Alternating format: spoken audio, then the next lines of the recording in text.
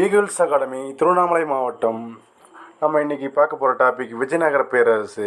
இப்போ நடந்து முடிந்த குரூப் 2 தேர்வில் ஜிகே போர்ஷன் பார்த்திங்கன்னா ரொம்ப கடினமாக கேட்டிருந்தாங்க. வரும் எக்ஸாம்லாம் அப்படி தான் இருக்கும் போல், அது மாதிரி தான் இருக்குது. நாமளும் ஜிகேவை மகன் படிச்சுட்டு போகிறோம், ஆனால் கொஷின் அந்தளவுக்கு வரதில்லை. ஆனால் இருந்தாலும் படிக்காமல் நம்ம எக்ஸாம் உள்ளே போக முடியாது. நான் டிஎன்பிசி ஸ்டூடெண்ட்டுக்கும் குரூப் 1, குரூப் 2, குரூப் 4 எஸ்ஐபிசி ஸ்டூடெண்ட்டுக்கு சேர்த்து தான் நோட்ஸ் எடுத்திருக்கேன். நான் கொஞ்சம் டெப்த்தாகவே எடுத்திருக்கேன். பழைய புக்கு புது புக்கு எல்லாத்தையும் சேர்ந்து மிக்சரை தான் எடுத்து வச்சுருக்கேன். எல்லா கண்டென்ட்டையும் இதில் கொண்டு வந்துட்டேன். நீங்கள் புக்கை ஒரு முறை படிச்சுட்டு நீங்கள் இதை பார்த்தீங்கன்னா கரெக்டாக இருக்கும். இல்லை இதே நீங்கள் நல்லா புரிஞ்சுக்கிட்டேன்னா ஓகே. இதில் வர சென்டென்ஸ் எல்லாம் நீங்கள் கவனமாக கேட்டிங்கன்னா உங்களுக்கு கண்டிப்பாக இது புரியும். வாங்க சப்ஜெக்டுக்குள்ளே போகலாம். விஜயநகர பேரரசு. அலாவுதீன் கில்ஜி, மாலிகாபூர், முகமது பின் துக்ளக் காலத்தில் தென்னிந்திய அரசுகள்லாம் வீழ்த்தப்பட்டிருக்கும். அங்கேருந்த ஆளுநர்கள்லாம் அவங்களே தன்னிச்சையாக ஆட்சி ஏற்படுத்தியிருப்பாங்க. அப்படி ஏற்படுத்தப்பட்ட ஆட்சி தான் இது விஜயநகர பேரரசு. ஹரிஹரர் புக்கர் மதமாற்றம் செய்யப்பட்டு இவங்க டெல்லி சுல்தானியத்துக்கு கீழே ஆட்சி செய்து வருவாங்க.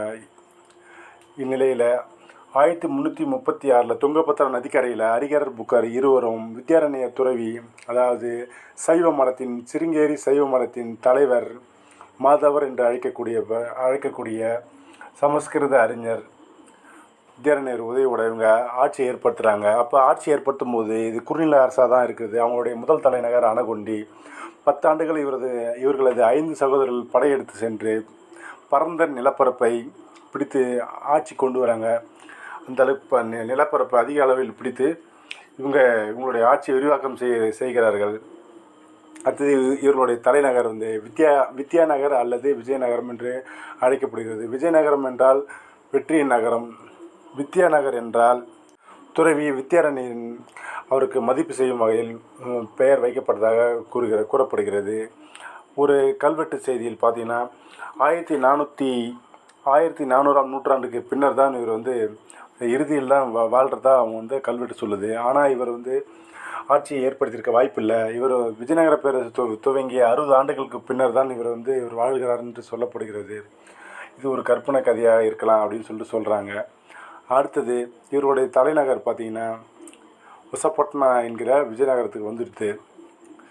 இவருடைய அரச முத்திரை பன்றி வராகமாகும்.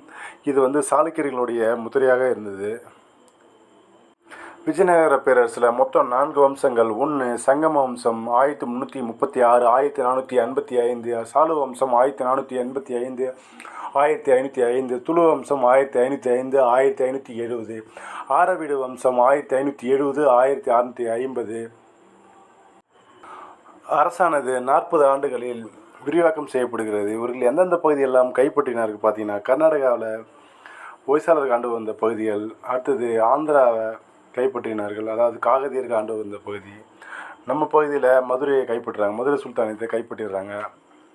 இதில் முதலாம் புக்கர் அடுத்தது ஆட்சிக்கு வரார். இவருடைய சிறப்பு பார்த்தீங்கன்னா பெல்காமையும் கோவாவையும் கைப்பற்றியது தான். ஏன் கோவா கைப்பற்றுறது சிறப்புன்னு சொல்லிட்டு பின்னாடி நான் சொல்கிறேன். அடுத்தது இவர் முதலாம் முகமது ஷாவிடம் தோற்றவர் ஆவார். முதலாம் முகமது ஷா யாருன்னு பார்த்தீங்கன்னா பாமணி பேரரசர் ஆவார். அடுத்தது இவரது காலத்தில் இளவரசர் குமார கம்பனா என்று அழைக்கப்பட்ட குமார கம்பனர் 1370 மதுரை சுல்தானை கொலை செய்து அதன் ஆட்சியை முடிவு கொண்டு வந்தார். தொண்டைமண்டல பகுதிகளை கைப்பற்றி சம்பூர்களை தனது குறுநில அரசர்களாக மாற்றி கப்பம் கட்ட வைத்தார். மேலும் இதையெல்லாம் இவர் தனது தளபதி மாரியா உதவியுடன் செய்ததாக இவரது மனைவி எழுதிய மதுரா விஜயத்தில் குறிப்பிட்டுள்ளார். இவரது மனைவி கங்காதேவி. அடுத்தது பாமணி விஜயநகர பேரரசு மோதல் பார்த்திங்கன்னா, 1 கப்பம் பெறுதல், அதாவது வளமான பகுதி ரேச்சுத்துவா பகுதி. இது எங்கே இருக்குதுன்னு பார்த்தீங்கன்னா கிருஷ்ணா துங்கபத்ரா நதிக்கரை இடையே இருக்கிறது. அடுத்தது கோவா பகுதி பார்த்திங்கன்னா ஈரான், ஈராக், சவுதி அரேபியா, பாரசீக நாடுகளிலிருந்து குதிரைகள் கொண்டு வரப்பட்டு வணிகம் செய்யப்பட்டது முக்கிய பகுதியாகும். குதிரை என்பது மன்னர்களின் அக்காலத்தில் மிக அத்தியாவசியமான ஒரு விலங்காகும். ஏனென்றால் குதிரைப்படை தான் மிக விரைந்து செயல்பட்டு எதிரிகளை அழித்தது. எனவே குதிரை வணிகம் மிகச்சிறந்து விளங்க காரணம் கோவா பகுதியாகும். அடுத்தது நிலப்பகுதியின் மீதான கட்டுப்பாடு. யார் அதிக அளவில் நிலப்பகுதியில் வைத்துள்ளார் என்ற போட்டியும் இவர்களுக்கு காரணமாகும். மதப்பகை காரணம் இல்லை என கூறப்படுகிறது. காரணம் பார்த்தீங்கன்னா, இந்து அரசர்களே விஜயநகர பேரரசர்கள் தோற்கடித்தனர். அதற்கு பாமணி அரசர்களும் உதவி செய்தனர். உதாரணமாக, வாரங்கல், கொண்ட வீடு, ஒரிசா பகுதியில் ஆண்டு வந்தவர்கள் இந்து மன்னர்கள் தான். அவர்களை தோற்கடிக்க பாமணி அரசர்கள் உதவி செய்தனர். அடுத்தது சங்கம மரபு. சங்கம மரபு பார்த்தீங்கன்னா முதல் மரபு.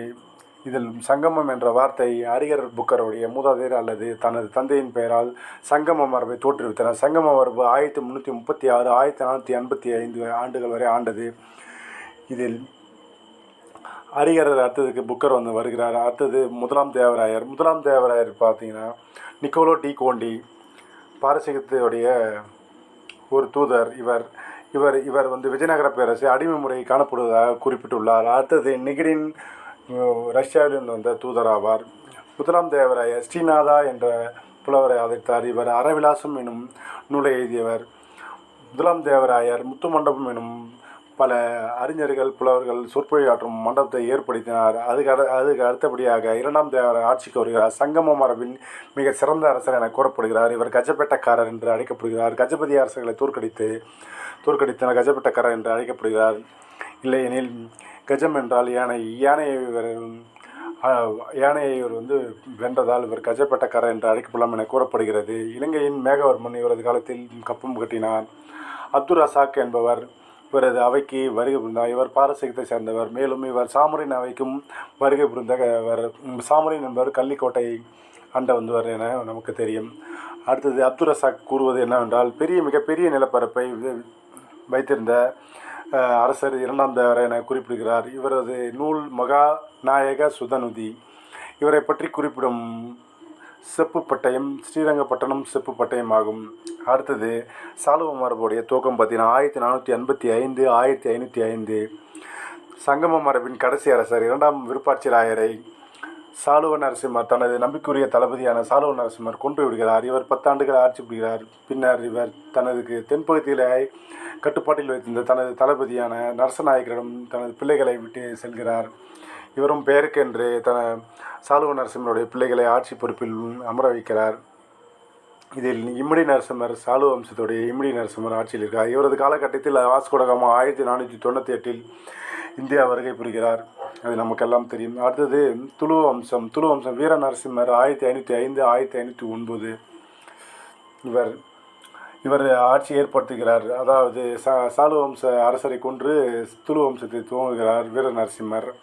இவருக்கு இறப்பிற்கு பின்னர் இவர் 5 ஆண்டுகள் ஆட்சி செய்கிறார். இவரது இறப்பிற்கு பின்னர் இவரது தம்பி கிருஷ்ணதேவராயர் ஆட்சிக்கு வருகிறார். இவர்தான் துளு வம்சத்தின் சிறந்த மன்னர். மேலும் விஜயநகர பேரரசின் சிறந்த மன்னரும் ஆவார். இவர் முதலில் மைசூருக்கு அருகே உள்ள உம்மாத்தூர் குறுநில மன்னனை தோற்கடிக்கிறார். மேலும் கஜபதி அரசர் பிரதாபருத்துரனை தோற்கடிக்கிறார். பல கோட்டைகளை கைப்பற்றுகிறார். கஜபதி அரசர் பிரதாபருத்துரன் தனது மகளை கிருஷ்ணதேவராயருக்கு மனைமுடித்து வைத்து போரை முடிவு கொண்டு வருகிறார். அடுத்தது பாமணி சுல்தான் முகமது ஷாவுக்கு அரியணை மீட்டுக் கொடுக்கிறார். அவரது அமைச்சராக அவர் சிறையில் வைக்கப்பட்ட போது அதற்கு உதவி செய்கிறார் கிருஷ்ணதேவராயர். அடுத்ததாக பிஜப்பூர் சுல்தான் தோற்கடித்து தோவா பகுதியை கைப்பற்றுகிறார். கோல்கொண்டா சுல்தான் அவரையும் தோற்கடிக்கிறார். போர்ச்சுகீசியர்கள் இவருக்கு பல போர்களில் உதவி செய்திருப்பார்கள். மேலும் நீர்ப்பாசன முறைகள், ஏரிகளை அமைப்பது போன்ற பணிகளில் உதவி செய்திருப்பார். அதற்காக இவர் அவர்களுக்கு பத்கல் எனும் கோட்டையை கட்டி கொடுத்திருப்பார். அடுத்தது இவரது வெற்றி துணை சிமாச்சல் எனும் பகுதியில் நிறுவியுள்ளார். கிருஷ்ணதேவராயரின் சிறப்புகள் பார்த்தீங்கன்னா 3 நூல்கள் 3 கோயில்களை எழுப்பியிருப்பார். ஃபஸ்ட்டு விட்டாள சுவாமி கோயில், கிருஷ்ணசுவாமி கோயில், அசார ராமசுவாமி கோயில். அடுத்தபடியாக நூல் பார்த்தீங்கன்னா அமுக்த மால்யதா. இது ஒரு தெலுங்கு நூலாகும். ஆண்டாளை பற்றிய கோதை தேவி என்கிற ஆண்டாளை பற்றியது. பெரியாழ்வாருடைய மகள்கள். இவர் அமுக்த மால்யதா என்பதன் பொருள் தான் அணிந்து கொடுப்பவராகும். அடுத்தது உஷா பரிணயம், ஜாம்பாதி கல்யாணம் எனும் 2 சமஸ்கிருத நூலை இவர் எழுதினார். இவருடைய தாய் நாகம்மாவின் நினைவாக நாகலாபுரத்தை கட்டினார். இது அம்பிக்கு அருகே உள்ளது. இவரது காலத்தில் வருகை புரிந்தவர தூதர்கள் டொமிங்கோ பயஸ், நூனிஸ், போர்பசா, ஆகிய மூவரும் போர்ச்சுகீசியர் ஆவார். இவரது அவையை அலங்கரித்தவர்கள் அஷ்டதிக்கஜங்கள் என்னும் 8 அறிஞர்களாகும். அல்லாசானி பெத்தனா, நந்தி திம்மண்ணா, தெனாலிராமன், பட்டுமூர்த்தி, புனவீரபத்திரன், துர்ஜதி, பனாஜி சூரண்ணா, மல்லண்ணா ஆவர். இதில் அல்லாசானி பெத்தண்ணா ஒரு சிறந்த புலவர் ஆவார். இவர் எழுதிய நூல்கள், அடுத்தது தெனாலிராமன், இவற்றையெல்லாம் நாம் இரண்டாவது பாட்டில் பார்க்கலாம். அடுத்தது விஜயநகர பேரரசின் மகத்தான அரசர் என கிருஷ்ணதேவராயர் குறிப்பிடுவதற்கு காரணம் ஸ்ரீசைலம், திருப்பதி, காளஹஸ்தி, காஞ்சிபுரம், திருவண்ணாமலை, சிதம்பரம் போன்ற சைவ வைணவ கோயில்களுக்கு செல்வங்களை வாரி வாரி வழங்கினார். அதாவது தான் கைப்பற்றிய பகுதியிலிருந்து கொள்ளையடிக்கப்படும் செல்வங்களை வாரி வழங்கினார். இதனாலேயே இவர் மகத்தான அரசர் என்று குறிப்பிடப்படுகிறார். இவர் பெற்ற வெற்றிகள் தனக்கு எதிராக இருந்த எதிரிகளை ஒன்றிணைத்தது. இது பின்னால் வரும் சந்ததிகளை வெகுவாக பாதித்தது எனலாம் கூறலாம். அடுத்தது தலைக்கோட்டை போர் ஜனவரி 23, 1565 நடைபெற்றது. கிருஷ்ணதேவராயர் இறப்பிற்கு பின்னர் அவரது இளைய சகோதரர் அச்சுதராயர் ஆட்சிக்கு வருகிறார். இவரது கிருஷ்ணதேவராயரின் மருமகன் ராமராயர் இவருக்கு எதிராக செயல்படுகிறார், போட்டியாக இருக்கிறார். அச்சுதராயருக்கு சாலுவ நாயக்கர் என்கிற செல்லப்பா உதவியாக இருக்கிறார். இவர் தென் பகுதியிலே ஆண்டு வந்தவர். இவரை போர் எடுத்து சென்று அவரை தனது விசுவாசியாக மாற்றுகிறார் அச்சுதராயர். அச்சுதராயர் இறப்பிற்கு பின்னர் அவரது ஒன்றுவிட்ட சகோதரர் ஆட்சிக்கு வருகிறார். பின்னர் முழுவதுமாக ராமராயர் கட்டுப்பாட்டிற்கு ஆட்சி வருகிறது. இவர் பிஜாப்பூர் சுல்தானுக்கு குதிரைகளை வழங்கக்கூடாது என போர்ச்சுகீசியருடன் ஒப்பந்தம் செய்து கொள்கிறார். குதிரைகள் தருவதை தடுக்கிறார். பகை அதிகரிக்கிறது. மேலும் இவர் 1526 உருவான 5 அரசுகளான பாமுனி அரசு சிதறி 5 அரசுகளாக உருவாக்கப்பட்டிருக்கும். இந்த 5 அரசுகளுடைய இடையே இவர் கலகம் மூட்டியிருப்பார். அது இவர்களுக்குடைய சண்டையிடுவதற்கான சூழ்ச்சிகளை செய்திருப்பார். இதெல்லாம் அறிந்த அரசருக்கு ஒன்றிணைந்து இவருக்கு எதிராக தலைக்கோட்டை போரில் ஒன்றிணைந்து இவரை தோற்கடித்திருப்பினார். இவர் வயது முதிர்ந்த நிலையிலும் போர்க்களத்திலேயே கொல்லப்பட்டிருப்பார். படையை நடத்தி சென்று தனது வீரத்தை வெளிப்படுத்தியிருப்பார். விஜயநகர பேரரசின் அழிவுகள் பார்த்திங்கன்னா ஹம்பியில் காணப்படுகிறது. யுனெஸ்கோவானது பாரம்பரிய நினைவு சின்னமாக அறிவித்துள்ளது. அடுத்தது ஆரவீடு வம்சம் ஆட்சிக்கு வருகிறது. தலைக்கோட்டை போரில் நடைபெற்ற பின்னர் அரசர் சதாசிவராயர் தனது தளபதி திருமலை தேவராயரோட விலைமதிப்பில்லா செல்வங்களை எடுத்து சென்று சந்திரகிரியில் புதிய அரசை துவங்குவார். இவ்வம்சம் ஆரவீடு வம்சம் என அழைக்கப்படுகிறது. விஜயநகர பேரரசின் கடைசி அரசர் 3ஆம் ஸ்ரீரங்கர் ஆவார். இப்போ விஜயநகர பேரரசின் நிர்வாகம், இலக்கியம், கலை எல்லாம் நம்ம அடுத்த பாட்டில் பார்க்கலாம். நன்றி, வணக்கம்.